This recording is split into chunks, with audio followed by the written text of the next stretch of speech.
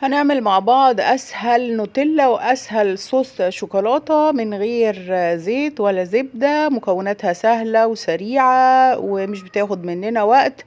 لعيون احمد منعم كان طالب مننا الصوص بتاع النوتيلا، عملنا منها صوص النوتيلا وصوص شوكولاتة كمان.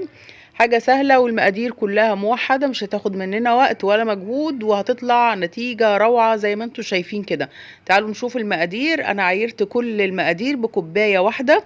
الفنجان اللي قدامكم ده فيه حليب سائل، حليب لبن حليب، وزيه نفس المقدار سكر بودرة ولبن بودرة وكاكاو خام يكون نضيف، ومعانا باكت واحد كابتشينو بالبندق. تمام، تقدروا تزودوا 2 باكت.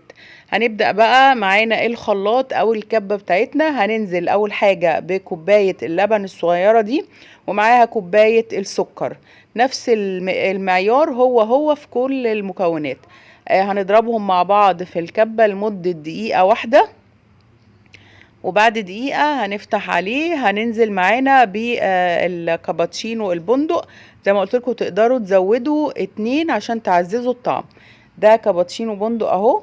هننزل بكيس واحد، وهننزل عليه كمان باللبن البودرة.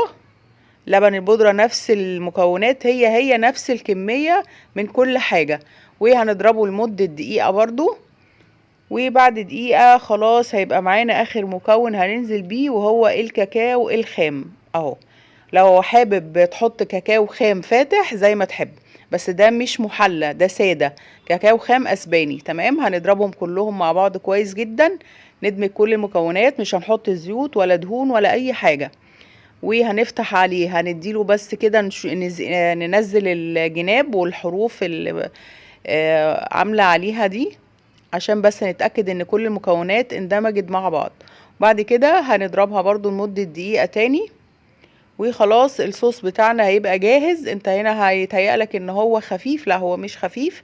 بعد ما هنحطه في التلاجة هيجمد معانا. بصوا هنا الصوص يا دوبك حلو كده معقول زي ما شفناه في اول الفيديو، وهنشوفه تاني دلوقتي. يعني انا هصب ده معاك، ما تعملوش اتقل من كده. المكونات دي يا دوبك حلوه قوي. عايز تخففه عن كده هتضيف لبن، عايز تتقله قوي بقى هتقلل كميه اللبن. بص القوام هنا عامل ازاي. تمام، هنحطه في التلاجة من بالليل للصبح. هنطلعه مع بعض دلوقتي ونشوف قد ايه هو بقى تقيل. يعني كده بقت شوكولاتة للدهن تقيلة. اللي فاتت كانت صوص شوكولاتة ممكن نعمل بيها جاتوهات او تورت. ده طبعا وهو لسه معمول، لكن لو حطيناه في التلاجة بيبقى تقيل بالشكل ده. ان شاء الله يا رب تجرب الطريقة وتعجبك، والف هنا وشفا عليك، وشكرا جزيلا.